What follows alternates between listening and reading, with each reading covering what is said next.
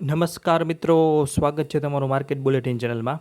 આજના વિડીયોમાં આપણે વાત કરશું બે મેન બોર્ડ આઈપીઓની સાથે કે બંને આઈપીઓ એક જ દિવસે ખુલી રહ્યા છે, તો બંને આઈપીઓમાંથી કયા આઈપીઓને પ્રાથમિકતા આપવી તેના વિશે તમને વિગતવાર માહિતી મેળવશો અને કંપની વિશે પણ તમને ટૂંકમાં પણ એવી મહત્ત્વની માહિતી આપશો, એ પણ આપણી ગુજરાતી ભાષામાં. તમને ખ્યાલ જ છે કે સમય ઓછો છે અને આઈપીઓ છે વધુ, હજુ પણ 8 જેટલા આઈપીઓ બાકી છે. તો આપણી ચેનલને ખાસ સબસ્ક્રાઇબ કરી લો જેથી અમને પ્રોત્સાહન મળે નવા આઈપીઓનો વિડીયો મૂકવાનું. અને આજના વિડીયોમાં આપણે તમારા માટે સહેલાઈ કરી આપી છે બે આઈપીઓનું સાથે વિશ્લેષણ અને બે આઈપીઓમાંથી કઈ આઈપીઓને પ્રાથમિકતા આપવી તેના વિશે માહિતી આપી છે. તો જલ્દીથી ચેનલને સબસ્ક્રાઇબ કરી નાખજો અને વિડીયોની લિંક આપના મિત્રો સાથે પણ શેર કરજો. તમને ખ્યાલ જ છે કે આ 22 તારીખે ખુલી રહ્યા છે બે આઈપીઓ સાથે, જેમાં પ્રથમ છે એટલાન્ટા અને બીજો છે ગણેશ. આપણે અગાઉ આઈપીઓ શરૂ થઈ ગયા છે તેનો વિડીયો પણ પોસ્ટ કરેલો છે, તે પણ ખાસ જોઈ લેજો. હવે વાત કરીએ આપણે ગણેશ કન્ઝ્યુમર પ્રોડક્ટ્સ લિમિટેડની. તો કંપની પૂર્વ ભારતમાં એક અગ્રણી એફએમસીજી કંપની છે. કંપની કોલકાતામાં મુખ્ય મથક ધરાવતી એફએમસીજી કંપની છે, જે 2025ના વેચાણની મૂલ્ય દ્રષ્ટિએ પૂર્વ ભારતમાં પેકેજ આખા ઘઉંના લોટની ત્રીજી અને ઘઉં આધારિત ડેરિવેટિવ્સની સૌથી મોટી બ્રાન્ડ છે.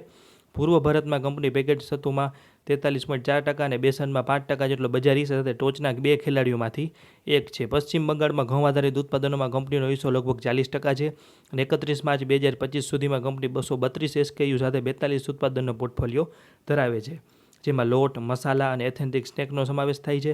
અને ઉત્પાદનનો મુખ્ય બ્રાન્ડ ગણેશ હેઠળ વેચાય છે.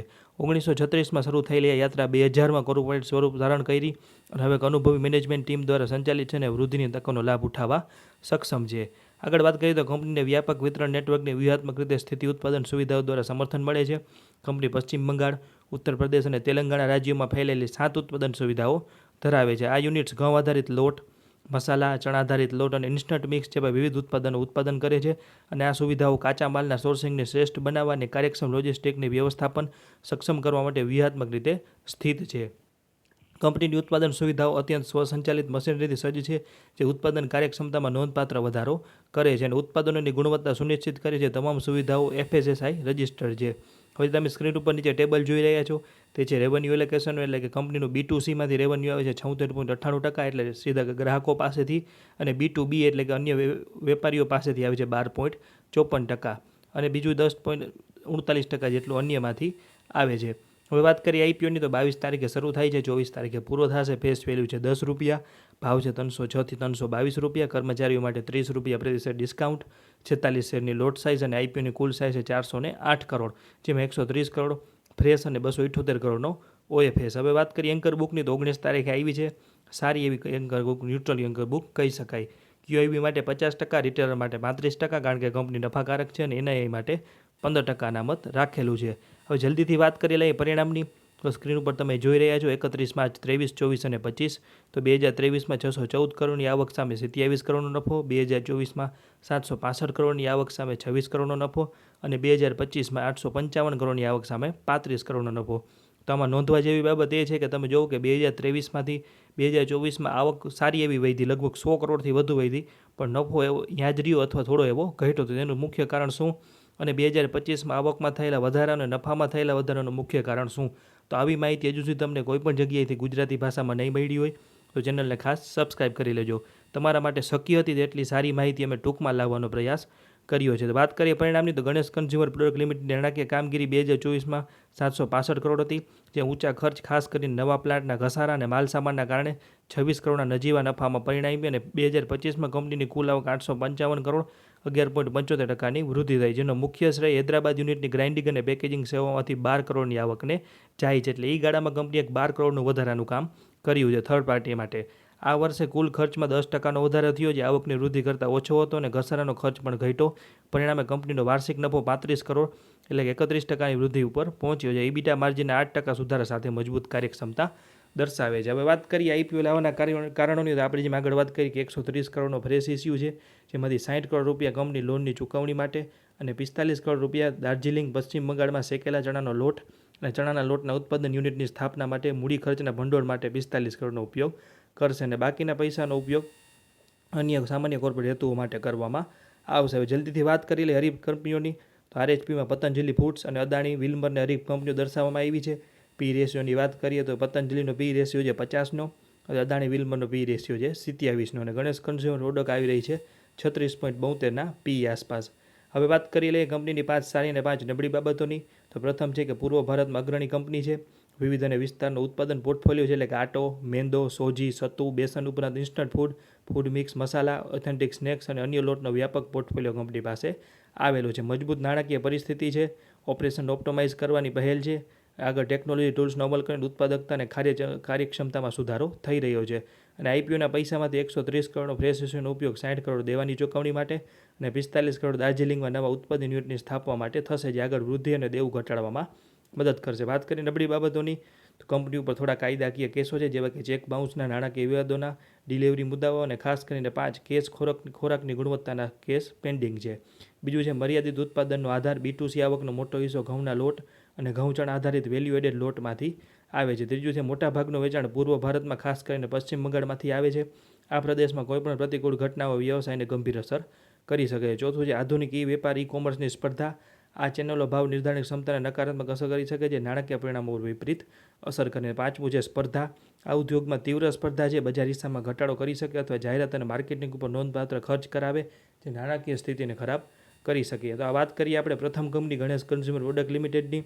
હવે આપણે આગળ વાત કરશું એટલાન્ટાની, એટલે કે એટલાન્ટ ઇલેક્ટ્રિકલ્સ લિમિટેડની. આઈપીઓ પણ તેની સાથે તે જ દિવસે ખુલી રહ્યો છે. એટલાન્ટાની વાત કરતાં પહેલાં ચેનલને સબસ્ક્રાઇબ ન કરી હોય તો ખાસ કરી લેજો. શરૂઆત કરી એટલાન્ટાની, તો એટલાન્ટ ઇલેક્ટ્રિકલ્સ લિમિટેડનો મુખ્ય ધંધો વિવિધ પ્રકારના ટ્રાન્સફોર્મરનું ઉત્પાદન અને સપ્લાય કરવાનો છે. તેઓ ભારતમાં પાવર, ઓટો અને ઇન્વર્ટર ડ્યુટી ટ્રાન્સફોર્મરના અગ્રણી ઉત્પાદકોમાંથી એક છે. કંપની 5 MVA એટલે કે 11 કેવીથી લઈને 500 અને 765 કેવી સુધીના મોટા અને ઉચ્ચ વોલ્ટેજવાળા ટ્રાન્સફોર્મર બનાવવાની ક્ષમતા ધરાવે છે. અને આ ટ્રાન્સફોર્મર્સનો ઉપયોગ વીજળીના ઉત્પાદન, પરિવહન અને વિતરણ જેવા મહત્ત્વના કાર્યો માટે થાય છે. વધુમાં તેમના ટ્રાન્સફોર્મર ભારતીય railway, data centres, EV charging networks જેવા ઉભરતા અને વિકાસશીલ ક્ષેત્રોની માંગને પૂરી પાડે છે. ખાસ કરીને કંપની રિન્યુએબલ એનર્જી, સૌર અને પવન ઉર્જા પ્રોજેક્ટ્સ માટે પણ વિશિષ્ટ ટ્રાન્સફોર્મરનું ઉત્પાદન કરે છે. 30 વર્ષથી વધુના અનુભવ સાથે તેઓ ભારતના ઉર્જા ઇન્ફ્રાસ્ટ્રક્ચરમાં મહત્વપૂર્ણ યોગદાન આપી રહ્યા છે. આગળ વાત કરીએ તો કંપની ભારતના 19 રાજ્યો અને 3 કેન્દ્રશાસિત પ્રદેશમાં મજબૂત ગ્રાહક આધાર ધરાવે છે, જ્યાં તેમણે વિવિધ રાજ્યો અને રાષ્ટ્રીય ગ્રીડ, ખાનગી ક્ષેત્રના ખેલાડીઓને રિન્યુએબલ એનર્જી પ્રોજેક્ટ્સને 4400 ટ્રાન્સફોર્મર સપ્લાય કર્યા છે. કુલ 94,000 MVA થાય છે, એટલે કે MVA એટલે કે મેગાવોલ્ટ એમ્પિયર. 31 માર્ચ 2025 સુધીમાં કંપનીની ઓર્ડર બુક 16,429 મિલિયન છે, આશરે 1,642 કરોડ, જેમાં જાહેર ક્ષેત્રનો 82% અને ખાનગી ક્ષેત્રનો 18% જેટલો ફાળો છે. કંપની ગુજરાતમાં આણંદ અને વડોદરા, કર્ણાટકમાં બેંગ્લુરુ અને વોલી ઓન સબસિડીમાં 5 ઉત્પાદન સુવિધાઓ ધરાવે છે, જેની સંયુક્ત ક્ષમતા 63,060 MVA છે. અને ગુજરાત યુનિટ્સમાં NABL માન્યતા પ્રાપ્ત થતા ટેસ્ટિંગ લેબ પણ કંપની પાસે આવેલી છે અને જુદા જુદા સર્ટિફિકેટ પણ કંપની ઉદ્યોગોના ધોરણોનું પાલન કરે છે. આગળ વાત કરીએ આઈપીઓની, તો આ પણ 22 તારીખે શરૂ થશે, 24 તારીખે પૂર્ણ થશે. ફેસ વેલ્યુ ₹2, ભાવ 718થી 754, કર્મચારીઓ માટે ₹70 ડિસ્કાઉન્ટ અને 19 શેરની લોટ સાઇઝ. આઈપીઓની કુલ સાઇઝ છે 687 કરોડ, જેમાં 400 કરોડનો ફ્રેશ ઇસ્યુ અને 287 કરોડનો OFA. શેન્કર બુક પણ સારી આવી છે. વાત કરીએ કેટેગરીની, તો QIB માટે 50%, રિટેલર માટે 35% અને NII માટે 15% અનામત રાખેલું છે. હવે વાત કરીએ કંપનીના પરિણામની વાત કરતાં પહેલાં જો આવી રીતે તમે અન્ય કંપનીઓના આઈપીઓ પરના વિડીયોના પણ સાથે જોવા મેળવતા ઈચ્છતા હો તો ચેનલને ખાસ સબસ્ક્રાઇબ કરી લેજો. વાત કરીએ પરિણામની, તો 31 માર્ચ 23, 24 અને 25. 23 માર્ચ 76 કરોડની આવક સામે 87 કરોડનો નફો, પણ 24 માર્ચ 72 કરોડની આવક સામે 63 કરોડનો નફો, એટલે કે આવકમાં નહીં એવો ઘટાડો થયો, પણ નફામાં સારો એવો ઘટાડો થઈ ગયો. અને 31 માર્ચ 2025માં આવક વધીને થઈ ગઈ 1250 કરોડ, નફો થઈ ગયો 118 કરોડ. આ તમામ બાબતોનો આપણે જવાબ તમારા માટે ગોતીને લાવ્યા છીએ. તો 2024માં કંપનીની કુલ આવક 872 કરોડ હતી, જેમાં 0.53%નો નજીવો ઘટાડો થયો. આ વર્ષ કર પછીનો નફો 27% ઘટીને 63 કરોડ થઈ ગયો. તો આ ઘટાડાનું મુખ્ય કારણ છે બેંક ગેરંટીની મર્યાદાઓના અનુપલબ્ધતાથી ઓપરેશનલ આવકનો ઘટાડો, તેમજ કર્મચારી, ફાઇનાન્સ અને ઘસારા સહિતના ખર્ચમાં વૃદ્ધિ થઈ. જોકે 2025માં કંપનીની કામગીરીમાં જબરદસ્ત સુધારો જોવા મળ્યો. કુલ આવકમાં 43%નો મોટો ઉછાળો નોંધાણો, જે 1250 કરોડ ઉપર પહોંચી ગયો. આ વૃદ્ધિ મુખ્યત્વે પાવર ટ્રાન્સફોર્મરના વેચાણમાં 22.91% અને ઇન્વર્ટર ડ્યુટી ટ્રાન્સફોર્મરના વેચાણમાં 186% નોંધપાત્ર આભારી છે. એટલે કે એ સમયગાળામાં કંપનીની બે વસ્તુમાં વેચાણમાં સારો એવો વધારો નોંધાયો. આવકમાં આટલા મોટા વધારાની સામે કુલ ખર્ચામાં 39%ના પ્રમાણમાં ઓછો વધારો થયો. પરિણામે કંપનીનો કર પછીનો નફો 87% જેટલો જંગી ઉછાળા સાથે 118 કરોડ ઉપર પહોંચી ગયો. આ દર્શાવે છે કે 2024માં અવરોધો દૂર થતાં 2025માં મજબૂત વેચાણ અને ખર્ચના કાર્યક્ષમ નિયંત્રણ દ્વારા કંપની ઉત્તમ નાણાકીય પ્રદર્શન કર્યું. હવે એટલાન્ટ ઇલેક્ટ્રિકલ્સ લિમિટેડના આઈપીઓ લાવવાના મુખ્ય કારણની વાત કરીએ તો ફ્રેશ ઇસ્યુ છે 400 કરોડનો, જેમાંથી ચોક્કસ બાકી લોનનું સંપૂર્ણ વાર્ષિક ચૂકવણી માટે 79 કરોડ, વર્કિંગ કેપિટલ માટે 210 કરોડ અને બાકીના પૈસા સામાન્ય કોર્પોરેટ હેતુઓ માટે ઉપયોગ કરવામાં આવશે. હવે વાત કરીએ લિસ્ટેડ પિયર્સની એટલે સરખામણીની, તો કંપની આરએચપીમાં વોલ્ટામેપ ટ્રાન્સફોર્મર અને રેક્ટિફાયર્સ અને ડેનિસ પાવરને લિસ્ટેડ પિયર દર્શાવી છે. વોલ્ટામેપનો પી રેશિયો છે 22.8, ટ્રાન્સફોર્મર અને રેક્ટિફાયર્સનો 72.7, ડેનિસ પાવરનો 29.8, એટલે કે એની એવરેજ આવે છે અંદાજિત 41 આસપાસ. અને એટલાન્ટા ઇલેક્ટ્રિકલ્સ આવી રહી છે 39.9, એટલે 49ના પી આસપાસ, જે થોડો મોંઘો કહી શકાય. હવે વાત કરીએ કંપનીની 5 સારી અને 5 નબળી બાબતોની.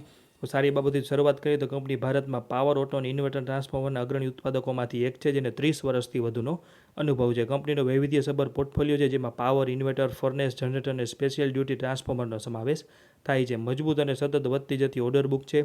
ગુજરાત અને કર્ણાટકમાં 5 મેન્યુફેક્ચરિંગ યુનિટ સાથે મજબૂત ઉત્પાદન ક્ષમતા છે અને સતત નફાકારકતામાં આવેલી કંપની છે. વાત કરીએ નબળી બાબતોની, તો આવકનો લગભગ મોટો હિસ્સો કે 65થી 80% એટલા હિસ્સો સરકારી વીજળી કંપનીઓ ઉપર નિર્ભર છે.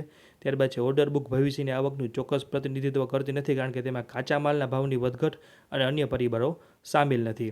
ત્યારબાદ છે આવકનો મોટો હિસ્સો ટોચના 10 ગ્રાહકો ઉપર આધારિત છે. જો આમાંથી કોઈ ગ્રાહક ગુમાવે તો સારી એવી નફામાં અસર થઈ શકે. ત્યારબાદ છે કંપનીની ચાલુ કામગીરી અને વિકાસ માટે મોટી માત્રામાં વર્કિંગ કેપિટલની જરૂર પડે છે. તેની વ્યવસ્થા કરવામાં નિષ્ફળતા થાય તો તેના ઉપર પણ અસર થઈ શકે. અને છે રિલેટેડ પાર્ટી ટ્રાન્ઝેક્શન અને કંપની ભવિષ્યમાં હિતોના સંઘર્ષનું કારણ બની શકે.